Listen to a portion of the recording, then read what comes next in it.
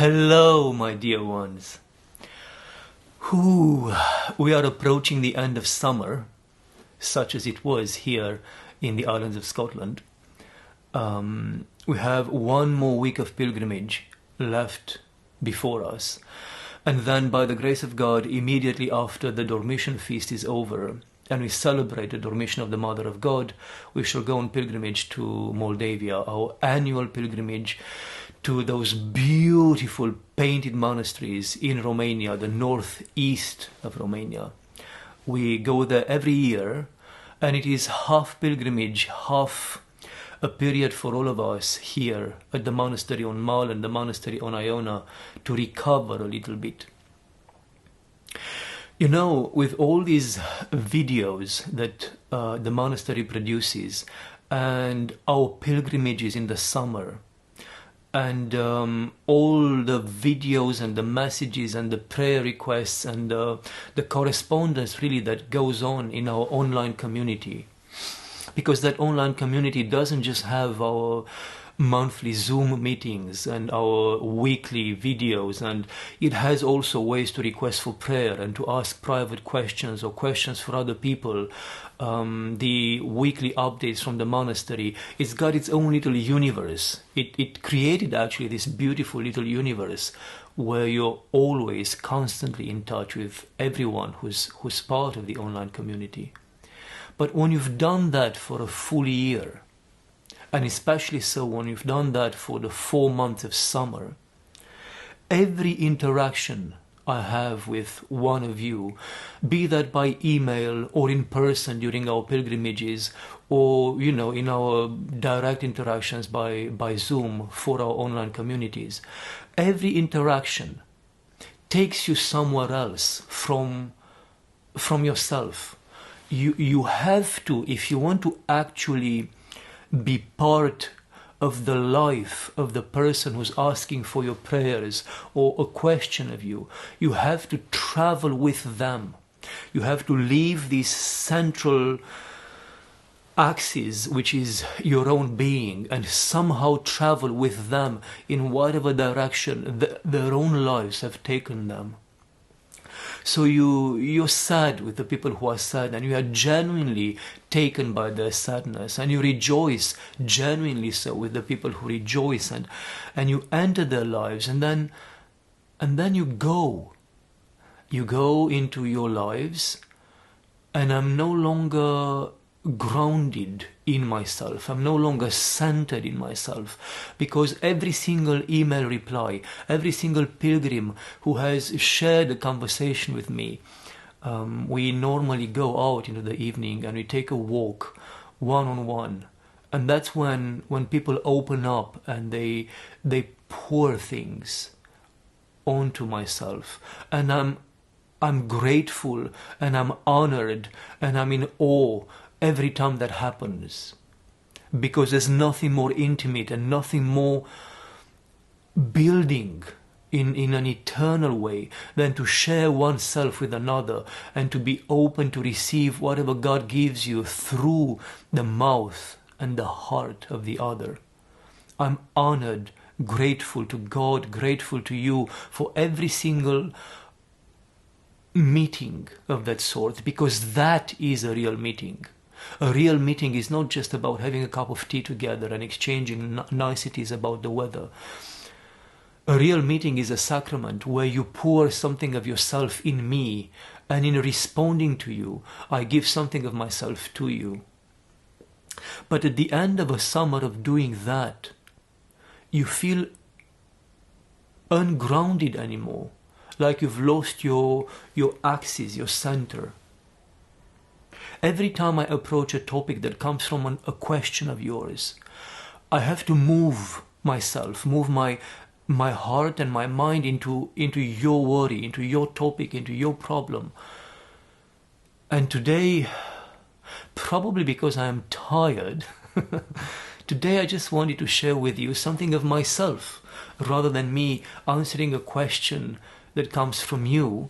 I want to share something of myself with you, so that hopefully at the end of this video you will have to carry me with you into your own lives, rather than me being left here with your worries and your questions and everything else.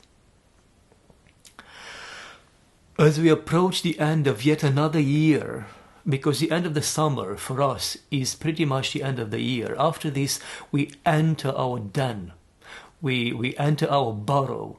Winter will come with its beautiful fog and rain and darkness and the silence and the solitude and the quietness and the little things that we'll end up doing, making more pots in our pottery studio, praying more, having more time in the night to be awake without the worry that you have to wake up in the morning, doing more services, all the things that have carried me into a monastery become once again fully available in these beautiful 6-7 months of winter. And that's good, because they feed us, they nourish us, so that when summer comes again, by the grace of God, we have something to give you. Like our bees, we gather our nectar, our pollen in the winter. We're like some strange bees. We gather all the goodness in the winter, and then we are out in the summer dispersing, by the grace of God, some sort of honey to all of you. As we approach this end of yet another summer, yet another year, all I crave to do is to see my spiritual father. Nothing else. All I crave for is to see him, and to... When I was a kid, my dad would sometimes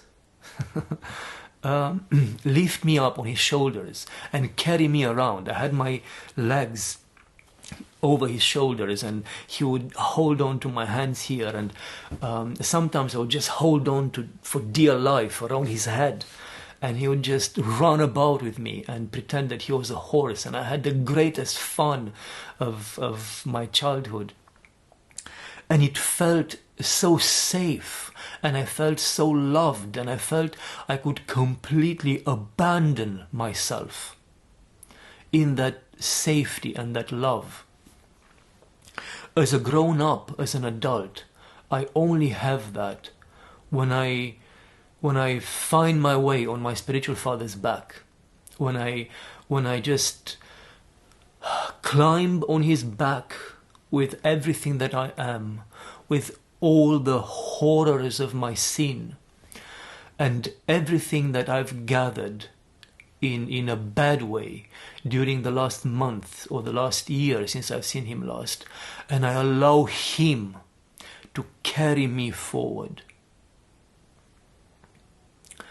And both as a spiritual son and as a spiritual father to other people, I know the value of that abandonment.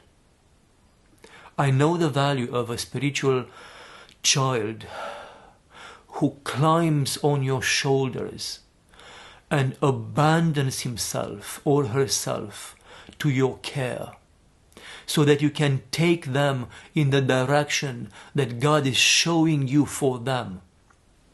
That full abandonment, that full obedience, that full trust makes it possible and makes it easy for me as a spiritual father to carry them forward.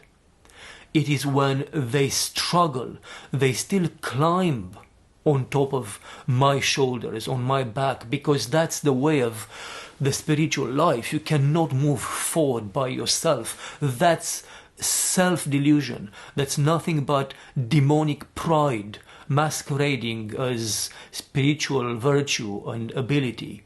No one can be saved alone. No one, with no exception, can be saved alone.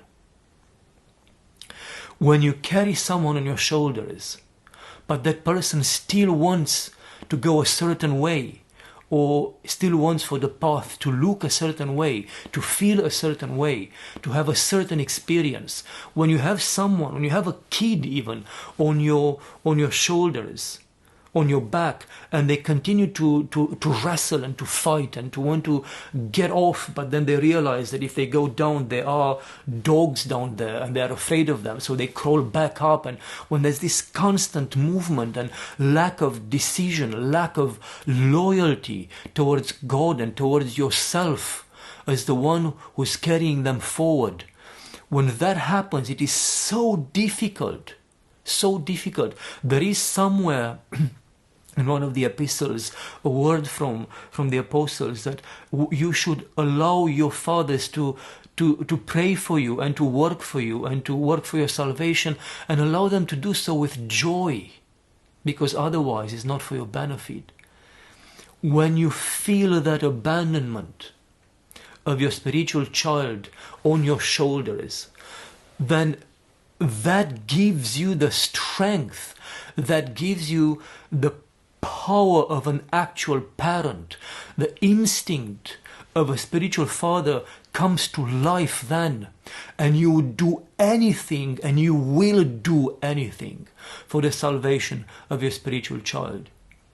But when the child himself or herself doesn't yet know what they want, they are aware they can't do it on their own, because again there are all these spiritual dangers when they abandon you, so they have to be with you. But on the other hand, they still hold on to their own visions, their own understanding, their own predetermined, pre-built idols of what they should be like, what spiritual life should look like, what prayer should look like, of the direction you should take them onto.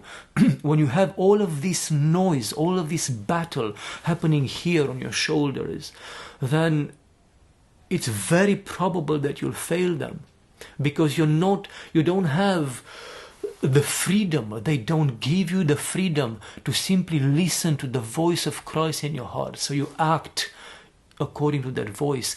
All the noise that they produce spiritually around you, although you still carry them, all that noise can cover and can make it difficult for them to discern that quiet, salvific voice of Christ.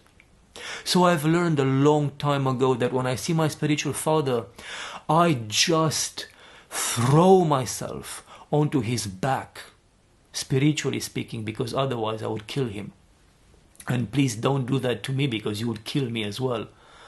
But I just give myself to him with that abandonment and that joy that I felt as a kid when my dad was allowing me to ride on his back. Because I know he can take me to places where I can't reach by myself. I know he can give me a new beginning. I know he can restart my spiritual engines. And I know this is the only way for me to move forward. You know, there's that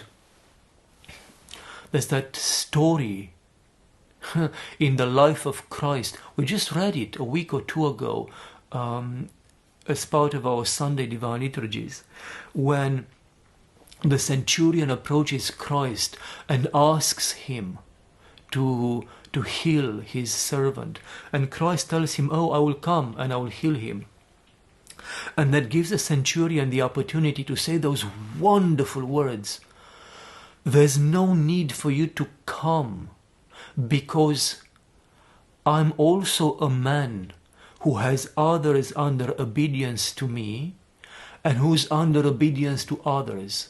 And if others who are above me, under whose authority I live, tell me do this or go there, I do it. And if those who are under authority to me, if I tell them do this or go there, they go there and they do it. So then I know that if you just say the word, my servant will be healed." And Christ says, "I have not seen such faith anywhere, not even in Israel, not even in the chosen nation, the chosen people." But what is extraordinary here is that Christ equals obedience with faith. So all the centurion is talking about is obedience. If someone under whose authority I am tells me to do this, I do it. And if someone under whose authority, and if someone who lives under my own authority hears from me, do this, they do it. So when the centurion talks to Christ, he only talks about obedience. But what Christ sees and what he responds to is faith. Because he perceives as God that abandonment of obedience, that complete trust, and again abandonment of one's self to another, that equals faith. And if we learn to do that with our spiritual fathers, then it becomes possible for our hearts to do that with Christ himself. And do not trick yourselves. Do not lie to yourselves. Do not delude yourselves into thinking, oh, I can do this with Christ because he's God, but I cannot do it with a human being because human beings can fail me and abuse me. And yes, that's true. Human beings can fail and abuse you, but God gave you a heart. And God gave you a brain, and God gave you eyes for you to see to whom you abandon yourself.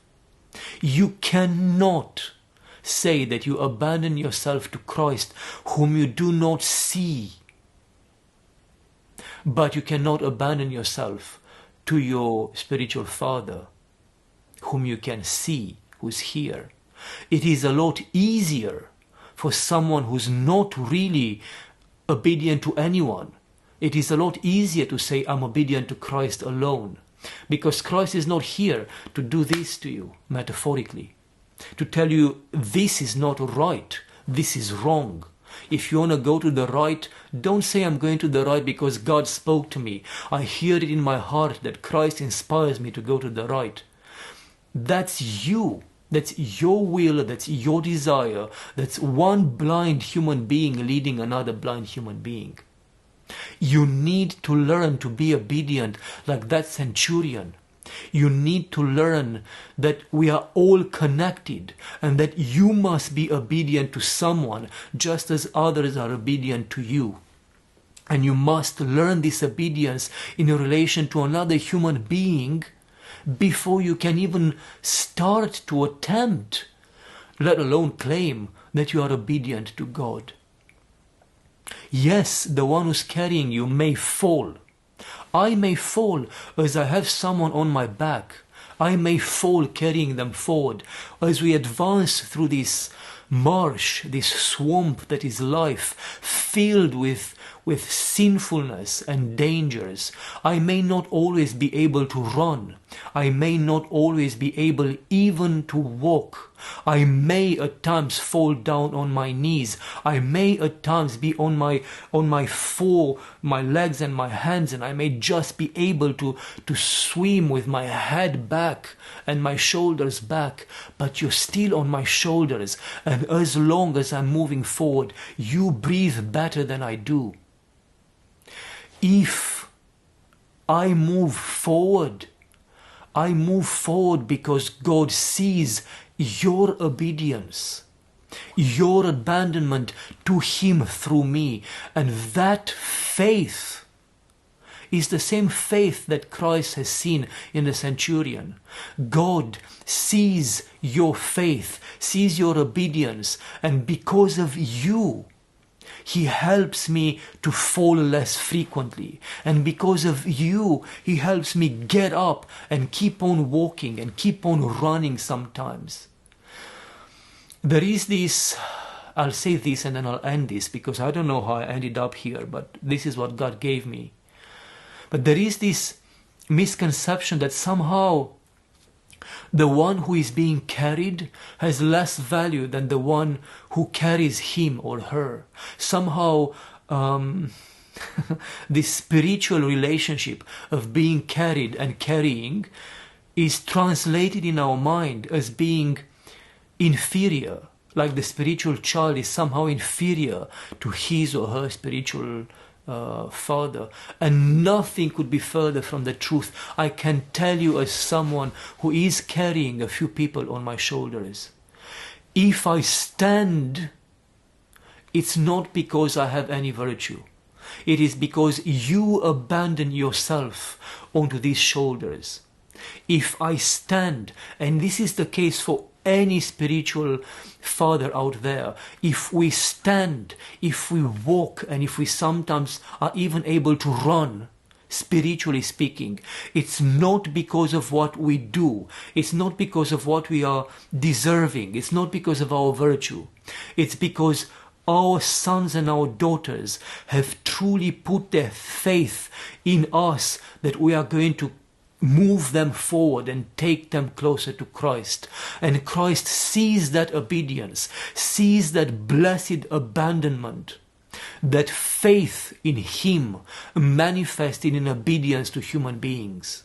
Christ sees in you the centurion, and because of you, He gives me and all spiritual fathers out there the strength to keep on either walking or crawling forward. You save me. You contribute to my salvation as much as I contribute to your salvation. And in doing that, we are co-saviors of each other. There's no inferiority, there's no level. None of us is higher or lower in the eyes of God. I contribute to your salvation as your spiritual father by carrying you on my shoulders. You contribute to my salvation as my spiritual children by placing your obedience and your trust and your abandonment onto these poor, weak, sinful shoulders. And Christ sees in that obedience exactly what He's seen in that centurion: faith in Him.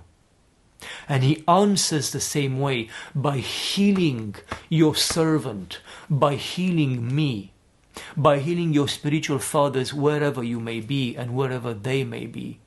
Because they are your servants. They are the ones carrying you forward.